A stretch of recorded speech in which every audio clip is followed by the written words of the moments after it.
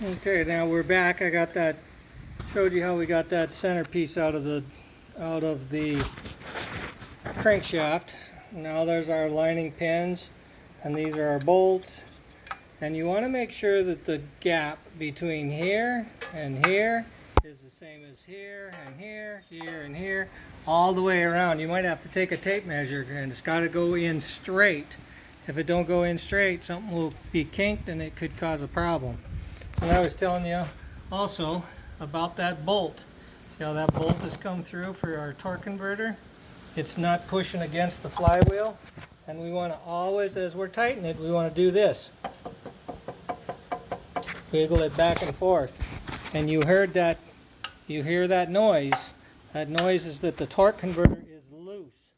The torque converter has to be loose all the way going in for the flywheel to be torqued. And you use red Loctite on it. I know some people don't like that, but you don't want this thing coming loose. If it comes loose, you're a cooked goose, especially if it's out on the highway or you're doing something. So we'll just go real slow, a couple times, couple turns each side. Now that we got it in, watching the gap between, and you can hear and feel it going together. I'm going to take that out and make sure I got Loctite on that one. I missed that. That was my guide pin.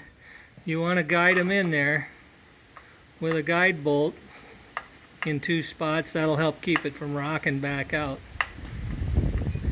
So now we just keep going, tightening her by hand, and then just a little bit more, making sure the guide's up. Now I have not checked my slop in the torque converter, so I'm going to tighten this one up here. Get this tight, and then I'm going to reach down and I'm going to see if I still got play on my torque converter bolt. So look down in there, feel it. A lot of play. That's what we want. If you don't have play, you're pushing that torque converter into the pump.